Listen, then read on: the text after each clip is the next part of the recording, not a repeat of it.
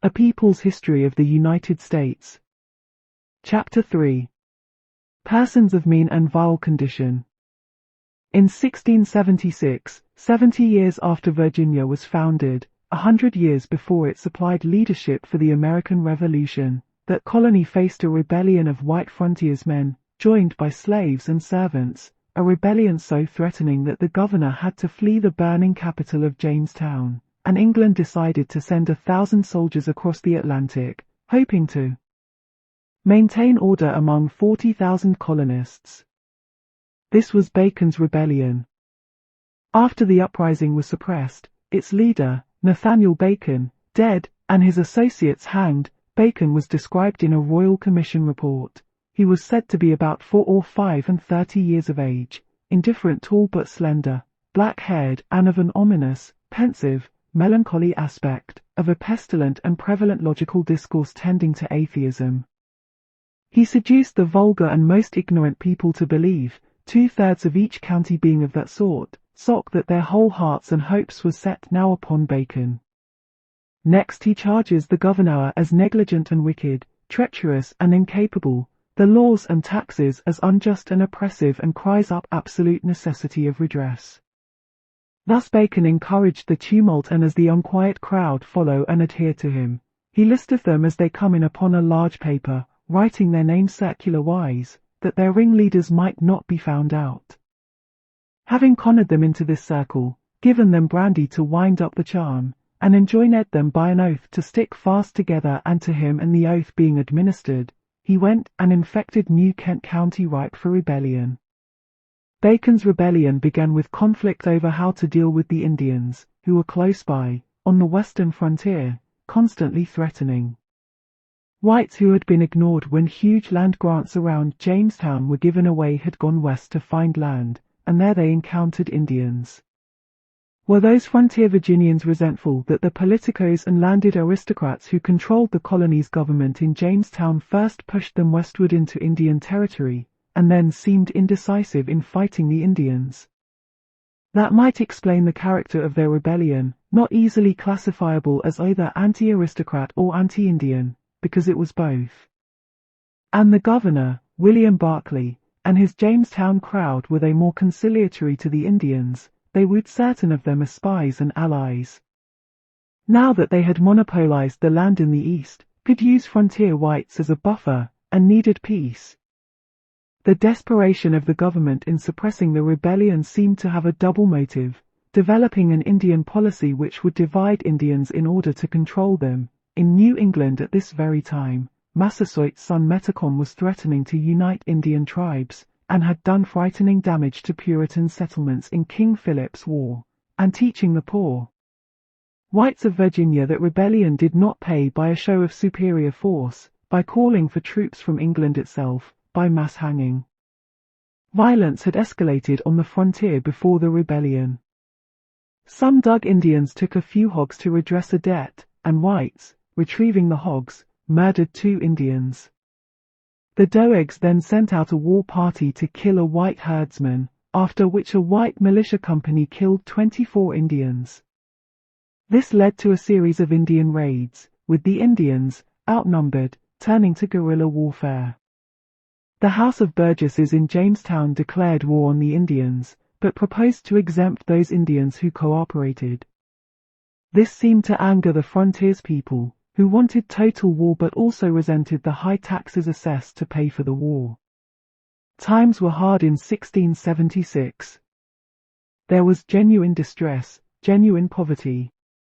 All contemporary sources speak of the great mass of people as living in severe economic straits, writes Walcombe Washburn, who, using British colonial records, has done an exhaustive study of Bacon's rebellion. It was a dry summer, ruining the corn crop, which was needed for food, and the tobacco crop, needed for export.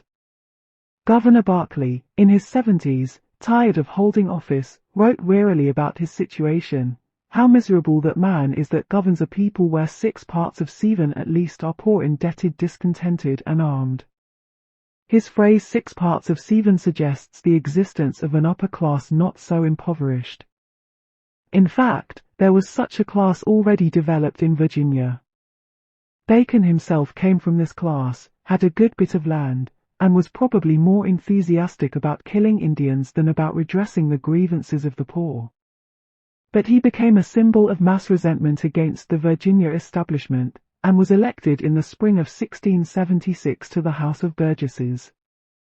When he insisted on organizing armed detachments to fight the Indians, outside official control, Berkeley proclaimed him a rebel and had him captured, whereupon 2,000 Virginians marched into Jamestown to support him. Berkeley let Bacon go, in return for an apology, but Bacon went off, gathered his militia, and began raiding the Indians. Bacon's Declaration of the People of July 1676 shows a mixture of populist resentment against the rich and frontier hatred of the Indians. It indicted the Berkeley administration for unjust taxes, for putting favorites in high positions, for monopolizing the beaver trade, and for not protecting the western farmers from the Indians. Then Bacon went out to attack the friendly Pamunkey Indians, killing 8, taking others prisoner, plundering their possessions. There is evidence that the rank and file of both Bacon's rebel army and Berkeley's official army were not as enthusiastic as their leaders. There were mass desertions on both sides, according to Washburn. In the fall, Bacon, aged 29, fell sick and died, because of, as a contemporary put it, swarms of vermin that bred in his body. A minister, apparently not a sympathizer, wrote this epitaph: "Bacon is dead, I am sorry at my heart, that lice and flux should take the hangman's part." The rebellion didn't last long after that. A ship armed with 30 guns, cruising the York River, became the base for securing order, and its captain, Thomas Grantham, used force and deception to disarm the last rebel forces. Coming upon the chief garrison of the rebellion, he found 400 armed Englishmen and Negroes, a mixture of free men, servants, and slaves. He promised to pardon everyone, to give freedom to slaves and servants, whereupon they surrendered their arms and dispersed, except for 80 Negroes and 20 English who insisted on keeping their arms. Grantham promised to take them to a garrison down the river, but when they got into the boat, he trained his big guns on them, disarmed them, and eventually delivered the slaves and servants to their masters. The remaining garrisons were overcome one by one. 23 rebel leaders were hanged. It was a complex chain of oppression in Virginia. The Indians were plundered by white frontiersmen, who were taxed and controlled by the Jamestown elite. And the whole colony was being exploited by England, which bought the colonists tobacco at prices it dictated and made £100,000 a year for the king. Berkeley himself, returning to England years earlier to protest the English Navigation Acts, which gave English merchants a monopoly of the colonial trade, had said, "We cannot but resent that 40,000 people should be impoverished to enrich little more than 40 merchants, who being the only buyers of our tobacco, give us what they please for it, and after it is here, sell it how they please, and indeed have 40,000 servants in us at cheaper rates than any other men have slaves." From the testimony of the governor himself, the rebellion against him had the overwhelming support of the Virginia population. A member of his council reported that the defection was almost general and laid it to the lewd dispositions of some persons of desperate fortunes who had the vain hopes of taking the Count Ray wholly out of His Majesty's hands into their own. Another member of the governor's council, Richard Lee, noted that Bacon's rebellion had started over Indian policy. But the zealous inclination of the multitude to support Bacon was due, he said, to hopes of levelling. Levelling meant equalizing the wealth. Levelling was to be behind countless actions of poor whites against the rich in all the English colonies, in the century and a half before the Revolution. The servants who joined Bacon's rebellion were part of a large underclass of miserably poor whites who came to the North American colonies from European cities whose governments were anxious to be rid of them. In England, the development of commerce and capitalism in the 1500s and 1600s, the enclosing of land for the production of wool, filled the cities with vagrant poor, and from the reign of Elizabeth on, laws were passed to punish them, imprison them in workhouses, or exile them. The Elizabethan definition of rogues and vagabonds included all persons calling themselves showless going about begging, all seafaring men pretending losses of their ships or goods on the sea going about the country begging, all idle persons going about in any country either begging or using any subtle crafter or unlawful games, common players of interludes and minstrels wandering abroad. All wandering persons and common labourers being persons able in body using loitering and refusing to work for such reasonable wages as is taxed or commonly given. Such persons found begging could be stripped to the waist and whipped bloody, could be sent out of the city, sent to workhouses, or transported out of the country.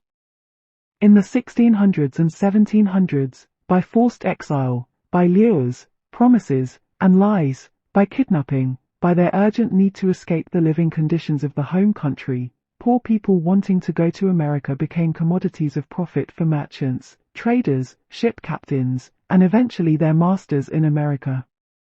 Abbott Smith, in his study of indentured servitude, colonists in bondage, writes, "From the complex pattern of forces producing emigration to the American colonies, one stands out clearly as most powerful in causing the movement of servants.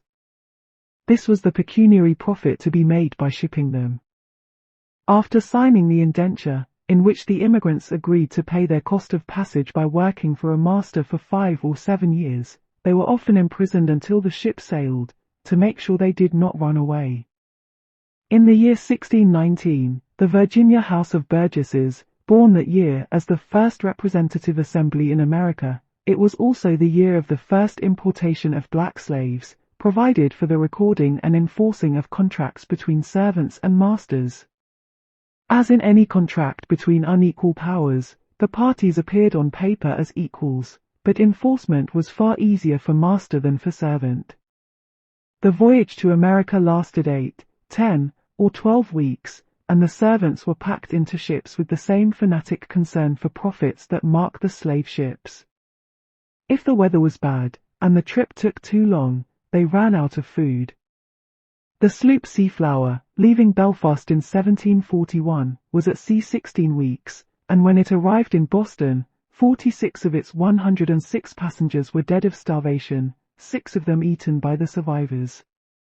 On another trip, 32 children died of hunger and disease and were thrown into the ocean.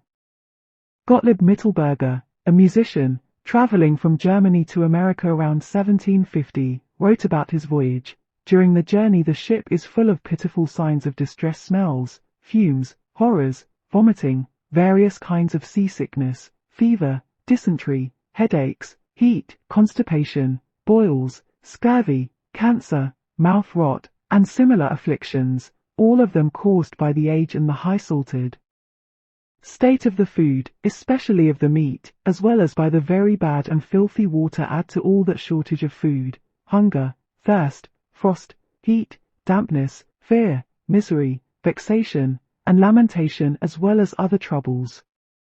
On board our ship, on a day on which we had a great storm, a woman about to give birth and unable to deliver under the circumstances, was pushed through one of the portholes into the sea. Indentured servants were bought and sold like slaves. An announcement in the Virginia Gazette, March 28, 1771, read, "Just arrived at Leeds town, the ship Justicia, with about 100 healthy servants, men, women, and boys. The sale will commence on Tuesday the 2nd of April. Against the rosy accounts of better living standards in the Americas one must place many others, like one immigrant's letter from America.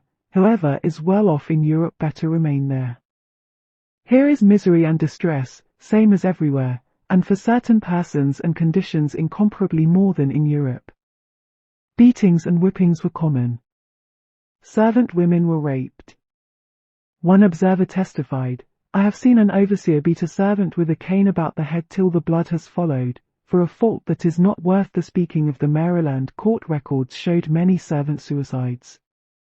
In 1671, Governor Barclay of Virginia reported that in previous years 4 of 5 servants died of disease after their arrival. Many were poor children, gathered up by the hundreds on the streets of English cities and sent to Virginia to work. The master tried to control completely the sexual lives of the servants. It was in his economic interest to keep women servants from marrying or from having sexual relations, because childbearing would interfere with work. Benjamin Franklin, writing as Poor Richard in 1736, gave advice to his readers: "Let thy maidservant be faithful, strong, and homely." Servants could not marry without permission, could be separated from their families, could be whipped for various offences. Pennsylvania law in the 17th century said that marriage of servants without the consent of the masters shall be proceeded against as for adultery, or fornication, and children to be reputed as bastards.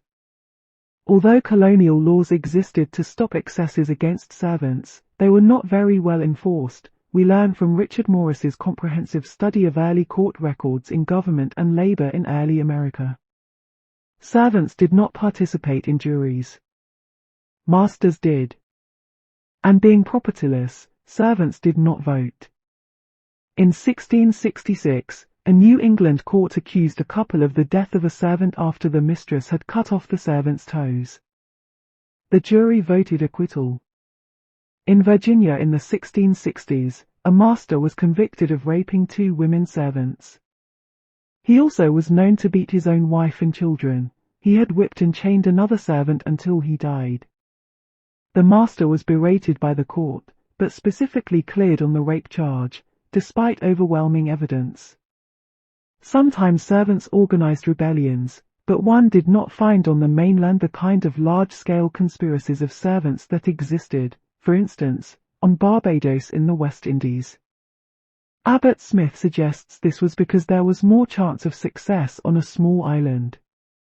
However, in York County, Virginia, in 1661, a servant named Isaac Friend proposed to another, after much dissatisfaction with the food, that they get a matter of 40 of them together, and get guns, and he would be the first and lead them and cry as they went along, who would be for liberty, and free from bondage, and that there would enough come to them and they would go through the country and kill those that made any opposition, and that they would either be free or die for it. The scheme was never carried out, but 2 years later, in Gloucester County, servants again planned a general uprising. One of them gave the plot away, and 4 were executed. The informer was given his freedom and £5,000 of tobacco. Despite the rarity of servants' rebellions, the threat was always there, and masters were fearful. Finding their situation intolerable, and rebellion impractical in an increasingly organized society, servants reacted in individual ways. The files of the county courts in New England show that one servant struck at his master with a pitchfork.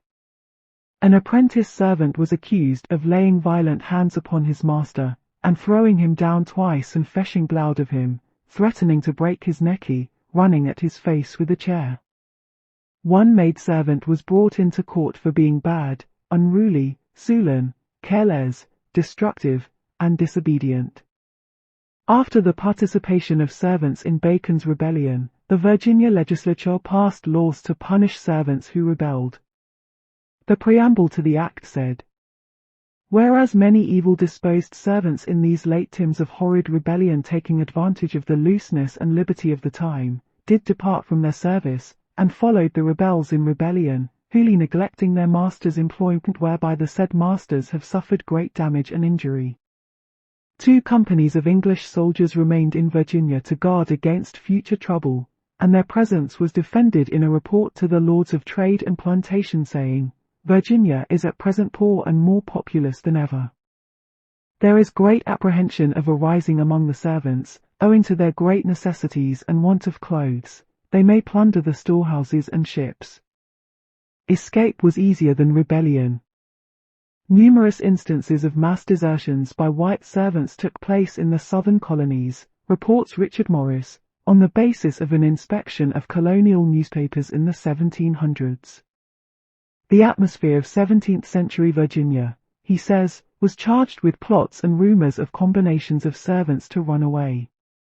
The Maryland court records show, in the 1650s, a conspiracy of a dozen servants to seize a boat and to resist with arms if intercepted. They were captured and whipped. The mechanism of control was formidable. Strangers had to show passports or certificates to prove they were free men. Agreements among the colonies provided for the extradition of fugitive servants. These became the basis of the clause in the U.S. Constitution that persons held to service or labor in one state escaping into another shall be delivered up. Sometimes, servants went on strike.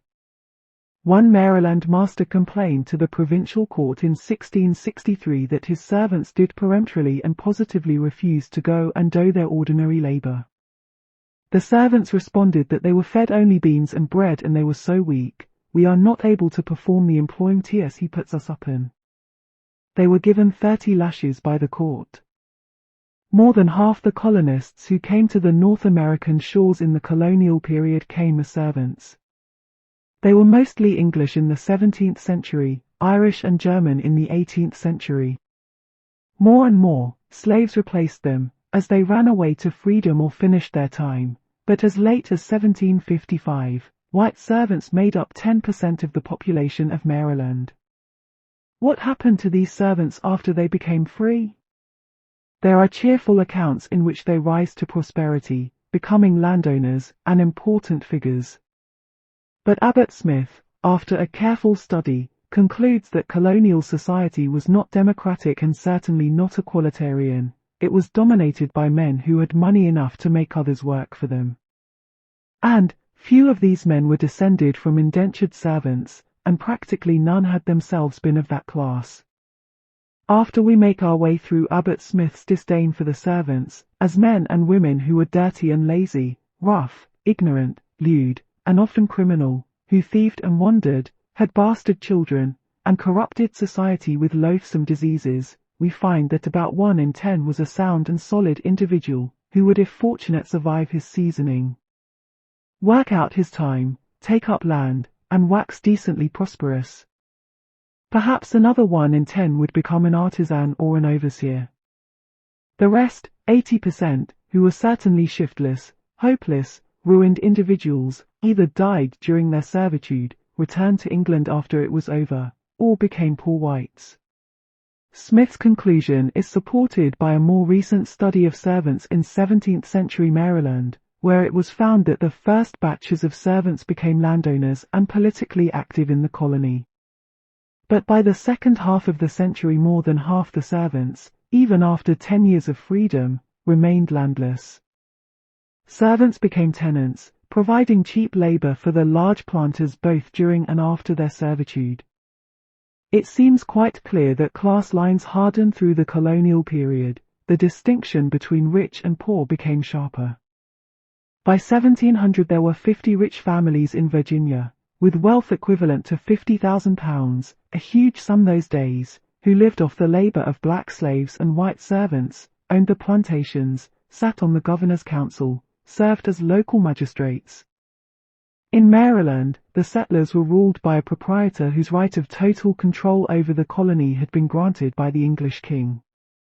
Between 1650 and 1689 there were 5 revolts against the proprietor. In the Carolinas, the fundamental constitutions were written in the 1660s by John Locke, who is often considered the philosophical father of the Founding Fathers and the American system. Locke's constitution set up a feudal-type aristocracy, in which 8 barons would own 40% of the colony's land, and only a baron could be governor. When the Crown took direct control of North Carolina, after a rebellion against the land arrangements, rich speculators seized 500,000 acres for themselves, monopolizing the good farming land near the coast. Poor people, desperate for land, squatted on bits of farmland and fought all through the pre-revolutionary period against the landlord's attempts to collect rent. Carl Breidenbauer's study of colonial cities, cities in the wilderness, reveals a clear-cut class system.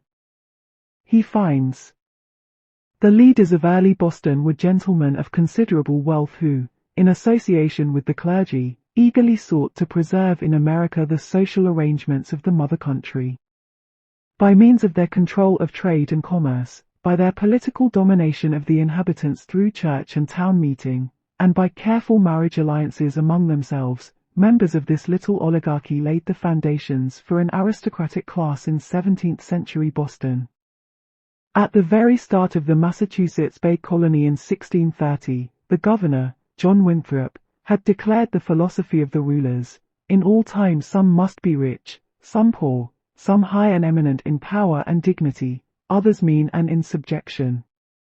Rich merchants erected mansions, persons of quality travelled in coaches or sedan chairs, had their portraits painted, wore periwigs, and filled themselves with rich food and Madeira.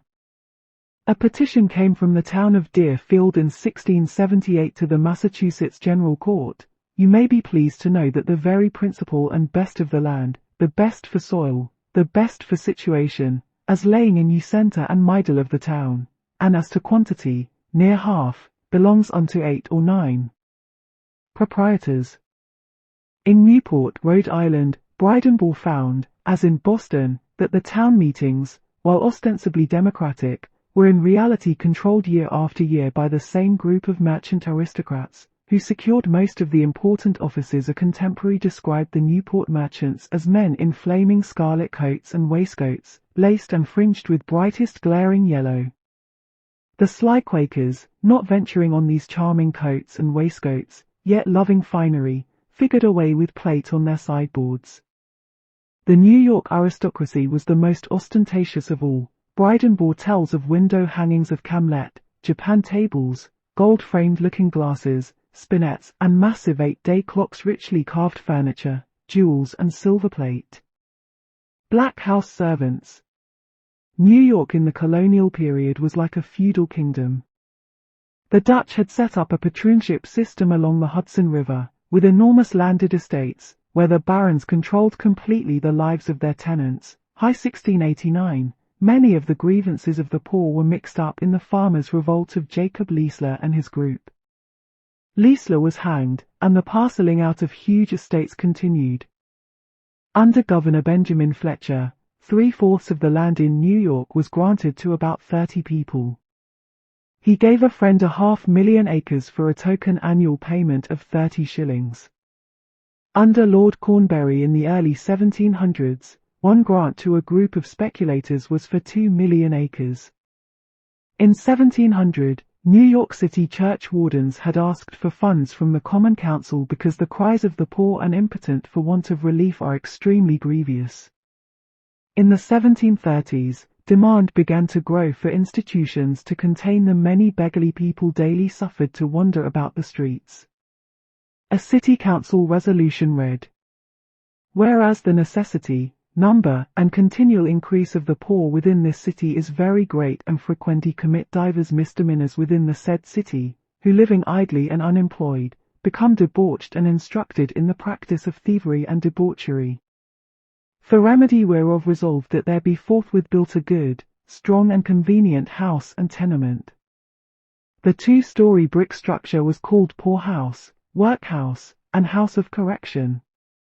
A letter to Peter Zenger's New York Journal in 1737 described the poor street urchin of New York as an object in human shape, half-starved with cold, with clothes out at the elbows, knees through the breeches, hair standing on end. From the age about 4 to 14. They spend their days in the streets, then they are put out as apprentices, perhaps 4, 5, or 6 years. The colonies grew fast in the 1700s. English settlers were joined by Scotch-Irish and German immigrants. Black slaves were pouring in. They were 8% of the population in 1690, 21% in 1770. The population of the colonies was 250,000 in 1700, 1,600,000 by 1760. Agriculture was growing. Small manufacturing was developing. Shipping and trading were expanding. The big cities Boston, New York, Philadelphia, Charleston were doubling and tripling in size. Through all that growth, the upper class was getting most of the benefits and monopolized political power. A historian who studied Boston tax lists in 1687 and 1771 found that in 1687 there were, out of a population of 6,000, about 1,000 property owners, and that the top 1% of the population consisted of 50 rich individuals who had 25% of the wealth. By 1770, the top 1% of property owners owned 44% of the wealth. As Boston grew, from 1687 to 1770, the percentage of adult males who were poor, perhaps rented a room, or slept in the back of a tavern, owned no property, doubled from 14% of the adult males to 29%. And loss of property meant loss of voting rights. Everywhere the poor were struggling to stay alive, simply to keep from freezing in cold weather.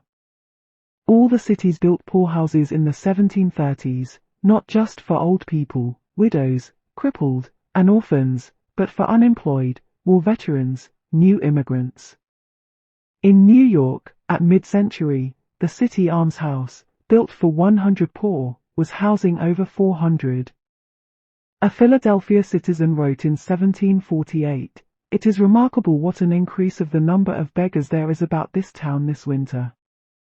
In 1757, Boston officials spoke of a great number of poor who can scarcely procure from day-to-day daily bread for themselves and families. Kenneth Lockridge, in a study of colonial New England, found that vagabonds and paupers kept increasing and the wandering poor were a distinct fact of New England life in the middle 1700s. James T. Lemon and Gary Nash found a similar concentration of wealth, a widening of the gap between rich and poor, in their study of Chester County, Pennsylvania, in the 1700s. The colonies, it seems, were societies of contending classes, a fact obscured by the emphasis, in traditional histories, on the external struggle against England, the unity of colonists in the Revolution. The country therefore was not born free but born slave and free, servant and master, tenant and landlord, poor and rich. As a result, the political authorities were opposed frequently, vociferously, and sometimes violently, according to Nash. Outbreaks of disorder punctuated the last quarter of the 17th century, toppling established governments in Massachusetts, New York, Maryland, Virginia, and North Carolina.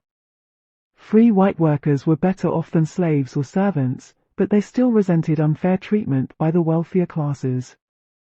As early as 1636, an employer off the coast of Maine reported that his workmen and fishermen fell into a mutiny because he had withheld their wages. They deserted en masse. 5 years later, carpenters in Maine, protesting against inadequate food, engaged in a slowdown. At the Gloucester shipyards in the 1640s, what Richard Morris calls the first lockout in American labor history took place when the authorities told a group of troublesome shipwrights they could not work a stroke of work more. There were early strikes of coopers, butchers, bakers, protesting against government control of the fees they charged. Porters in the 1650s in New York refused to carry salt, and carters, truckers, teamsters, carriers, who went out on strike were prosecuted in New York City for not obeying the command and doing their duties as becomes them in their places. In 1741, bakers combined to refuse to bake because they had to pay such high prices for wheat. A severe food shortage in Boston in 1713 brought a warning from town selectmen to the General Assembly of Massachusetts saying the threatening scarcity of provisions had led to such extravagant prices that the necessities of the poor in the approaching winter must needs be very pressing. Andrew Belcher, a wealthy merchant, was exporting grain to the Caribbean because the profit was greater there. On May 19, 200 people rioted on the Boston Common. They attacked Belcher's ships, broke into his warehouses looking for corn, and shot the lieutenant governor when he tried to interfere. 8 years after the bread riot on the Common, a pamphleteer protested against those who became rich by grinding the poor, by studying how to oppress, cheat, and overreach their neighbors. He denounced the rich, great, and potent who with rapacious violence bear down all before them. In the 1730s, in Boston, people protesting the high prices established by merchants demolished the public market in Dock Square while, as a conservative writer complained, murmuring against the government and the rich people. No one was arrested, after the demonstrators warned that arrests would bring 500 men in solemn league and covenant who would destroy other markets set up for the benefit of rich merchants. Around the same time, in New York, an election pamphlet urged New York voters to join Shuttle the Weaver, Plane the Joiner, Drive the Carter, Mortar the Mason, Tar the Mariner, Snip the Tailor, Small Rent the fair-minded landlord, and John Paw the tenant against Gripe the merchant, Squeeze the shopkeeper, Spintext, and Cuable the lawyer. The electorate was urged to vote out of office people in exalted stations who scorned those they call the vulgar, the mob, the herd of mechanics. In the 1730s, a committee of the Boston town meeting spoke out for Bostonians in debt, who wanted paper money issued to make it easier to pay off their debts to the merchant elite.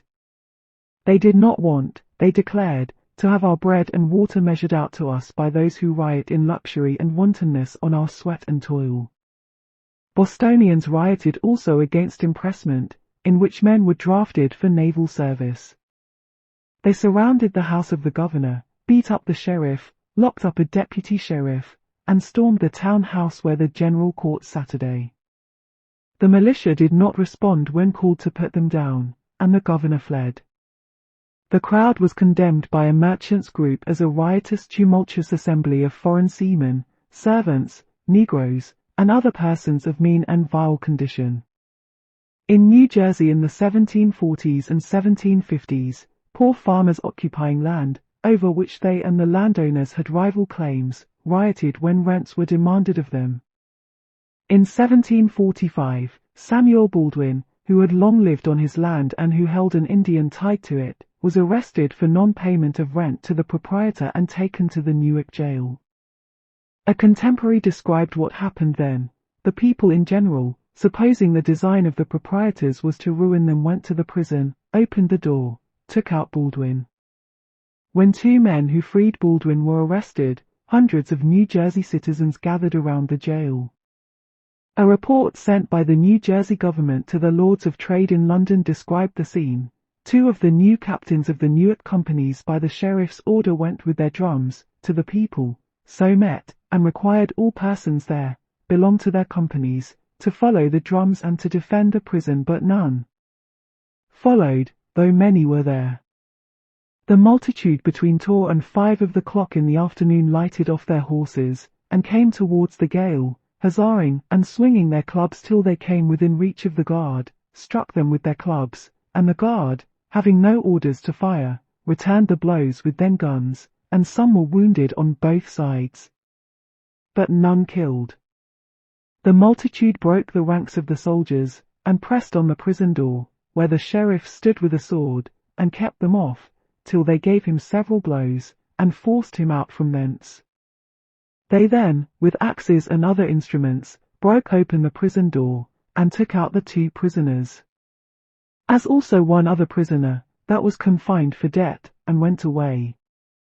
Through this period, England was fighting a series of wars, Queen Anne's War in the early 1700s, King George's War in the 1730s.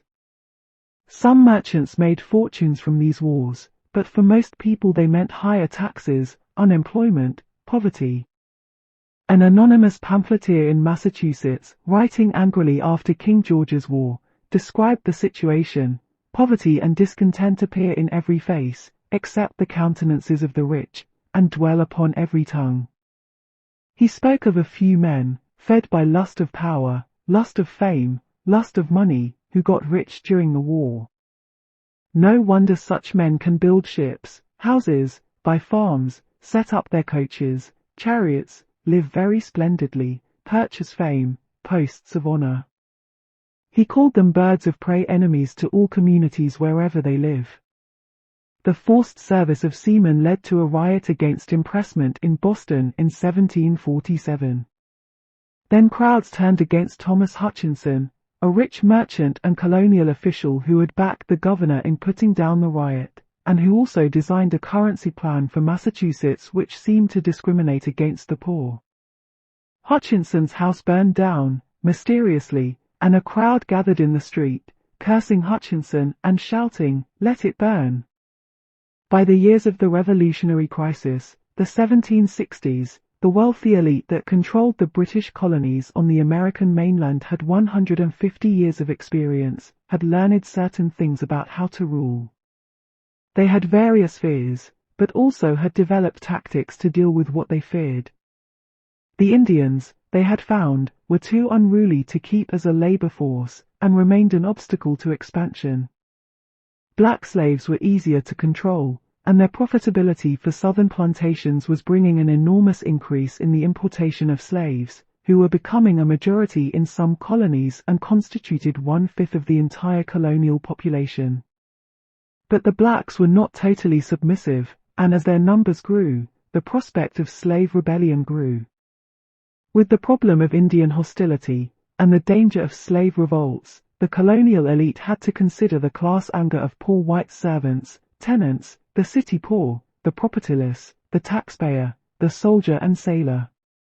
As the colonies passed their 100th year and went into the middle of the 1700s, as the gap between rich and poor widened, as violence and the threat of violence increased, the problem of control became more serious. What if these different despised groups, the Indians, the slaves, the poor whites, should combine? Even before there were so many blacks, in the 17th century, there was, as Abbott Smith puts it, a lively fear that servants would join with Negroes or Indians to overcome the small number of masters. There was little chance that whites and Indians would combine in North America as they were doing in South and Central America, where the shortage of women, and the use of Indians on the plantations, led to daily contact. Only in Georgia and South Carolina, where white women were scarce, was there some sexual mixing of white men and Indian women. In general, the Indian had been pushed out of sight, out of touch. One fact disturbed, whites would run off to join Indian tribes, or would be captured in battle and brought up among the Indians, and when this happened, the whites, given a chance to leave, chose to stay in the Indian culture. Indians, having the choice, almost never decided to join the whites. Hector St. Jean Crèvecoeur, the Frenchman who lived in America for almost 20 years, told, in letters from an American farmer, how children captured during the 7 Years' War and found by their parents, grown up and living with Indians, would refuse to leave their new families. There must be in their social bond, he said, something singularly captivating, and far superior to anything to be boasted among us, for thousands of Europeans are Indians, and we have no examples of even one of those aborigines having from choice become Europeans. But this affected few people. In general, the Indian was kept at a distance. And the colonial officialdom had found a way of alleviating the danger. By monopolizing the good land on the eastern seaboard, they forced landless whites to move westward to the frontier, there to encounter the Indians and to be a buffer for the seaboard rich against Indian troubles, white becoming more dependent on the government for protection. Bacon's rebellion was instructive. To conciliate a diminishing Indian population at the expense of infuriating a coalition of white frontiersmen was very risky. Better to make war on the Indian, gain the support of the white, divert possible class conflict by turning poor whites against Indians for the security of the elite. Might blacks and Indians combine against the white enemy? In the northern colonies, except on Cape Cod, Martha's Vineyard, and Rhode Island, where there was close contact and sexual mixing, there was not much opportunity for Africans and Indians to meet in large numbers. New York had the largest slave population in the North, and there was some contact between blacks and Indians, as in 1712 when Africans and Indians joined in an insurrection. But this was quickly suppressed. In the Carolinas, however, whites were outnumbered by black slaves and nearby Indian tribes. In the 1750s, 25,000 whites faced 40,000 black slaves, with 60,000 Creek, Cherokee, Choctaw, and Chickasaw Indians in the area. Gary Nash writes, Indian uprisings that punctuated the colonial period and a succession of slave uprisings and insurrectionary plots that were nipped in the bud kept South Carolinians sickeningly aware that only through the greatest vigilance and through policies designed to keep their enemies divided could they hope to remain in control of the situation. The white rulers of the Carolinas seemed to be conscious of the need for a policy, as one of them put it, to make Indians and Negroes a check upon each other lest by their vastly superior numbers we should be crushed by one or the other. And so laws were passed prohibiting free blacks from traveling in Indian country. Treaties with Indian tribes contained clauses requiring the return of fugitive slaves. Governor Littletown of South Carolina wrote in 1738, "It has always been the policy of this government to create an aversion in them to Negroes." Part of this policy involved using black slaves in the South Carolina militia to fight Indians. Still, the government was worried about black revolt, and during the Cherokee War in the 1760s, a motion to equip 500 slaves to fight the Indians lost in the Carolina Assembly by a single vote.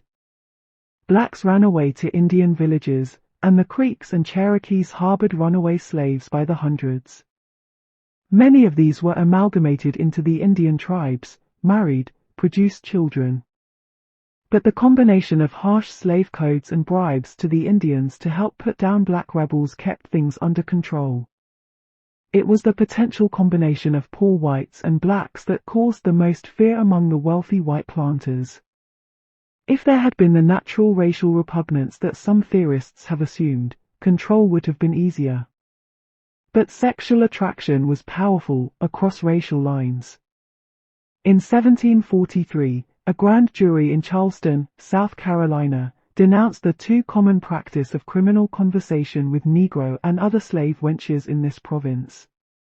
Mixed offspring continued to be produced by white-black sex relations throughout the colonial period, in spite of laws prohibiting interracial marriage in Virginia, Massachusetts, Maryland, Delaware, Pennsylvania, the Carolinas, Georgia. By declaring the children illegitimate, they would keep them inside the black families, so that the white population could remain pure and in control.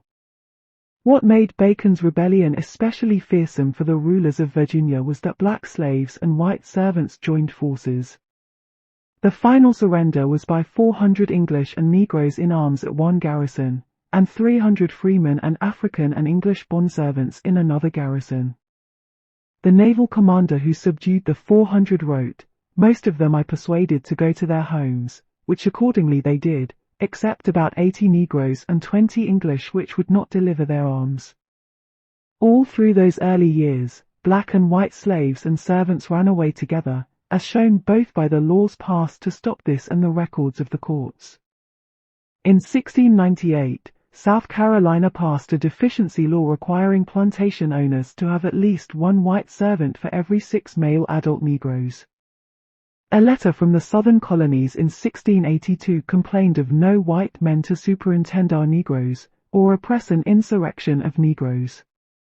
In 1691, the House of Commons received a petition of divers merchants, masters of ships, planters, and others, trading to foreign plantations, setting forth that the plantations cannot be maintained without a considerable number of white servants, as well to keep the blacks in subjection, as to bear arms in case of invasion.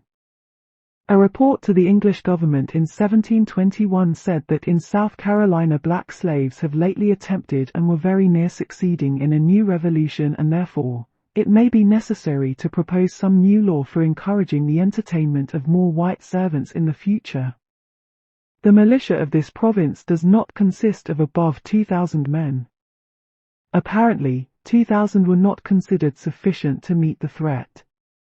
This fear may help explain why Parliament, in 1717, made transportation to the New World a legal punishment for crime. After that, tens of thousands of convicts could be sent to Virginia, Maryland, and other colonies. It also makes understandable why the Virginia Assembly, after Bacon's rebellion, gave amnesty to white servants who had rebelled, but not to blacks. Negroes were forbidden to carry any arms, while whites finishing their servitude would get muskets, along with corn and cash. The distinctions of status between white and black servants became more and more clear. In the 1720s, with fear of slave rebellion growing, white servants were allowed in Virginia to join the militia as substitutes for white freemen. At the same time, slave patrols were established in Virginia to deal with the great dangers that may happen by the insurrections of Negroes. Poor white men would make up the rank and file of these patrols, and get the monetary reward. Racism was becoming more and more practical. Edmund Morgan, on the basis of his careful study of slavery in Virginia, sees racism not as natural to black-white difference, but something coming out of class scorn, a realistic device for control. If freemen with disappointed hopes should make common cause with slaves of desperate hope, the results might be worse than anything Bacon had done. The answer to the problem, obvious if unspoken and only gradually recognized, was racism, to separate dangerous free whites from dangerous black slaves by a screen of racial contempt. There was still another control which became handy as the colonies grew, and which had crucial consequences for the continued rule of the elite throughout American history. Along with the very rich and the very poor, there developed a white middle class of small planters, independent farmers, city artisans, who, given small rewards for joining forces with merchants and planters, would be a solid buffer against black slaves, frontier Indians, and very poor whites. The growing cities generated more skilled workers, and the governments cultivated the support of white mechanics by protecting them from the competition of both slaves and free Negroes. As early as 1686, the council in New York ordered that no Negro or slave be suffered to work on the bridge as a porter about any goods either imported or exported from or into this city.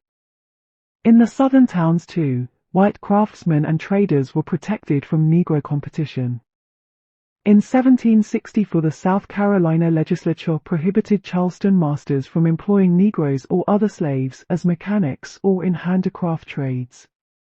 Middle-class Americans might be invited to join a new elite by attacks against the corruption of the established rich.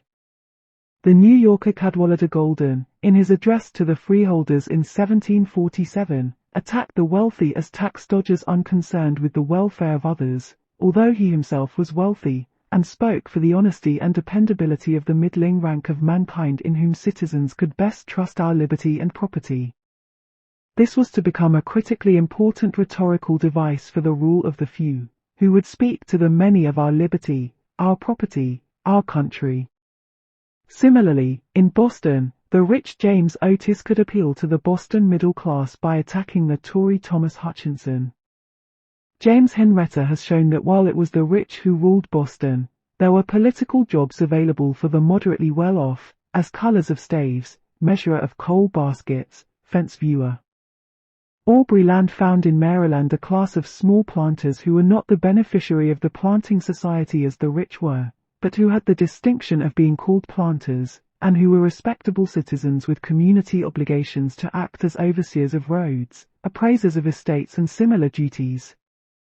It helped the Alliance to accept the middle class socially in a round of activities that included local politics dances, horse racing, and cockfights, occasionally punctuated with drinking brawls. The Pennsylvania Journal wrote in 1756, "The people of this province are generally of the middling sort, and at present pretty much upon a level. They are chiefly industrious fanners, artificers, or men in trade. They enjoy and are fond of freedom, and the meanest among them thinks he has a right to civility from the greatest." Indeed, there was a substantial middle class fitting that description. To call them the people was to omit black slaves, white servants, displaced Indians. And the term middle class concealed a fact long true about this country, that, as Richard Hofstadter said, it was a middle class society governed for the most part by its upper classes. Those upper classes, to rule, needed to make concessions to the middle class, without damage to their own wealth or power, at the expense of slaves, Indians, and poor whites. This bought loyalty. And to bind that loyalty with something more powerful even than material advantage, the ruling group found, in the 1760s and 1770s, a wonderfully useful device. That device was the language of liberty and equality, which could unite just enough whites to fight a revolution against England, without ending either slavery or inequality.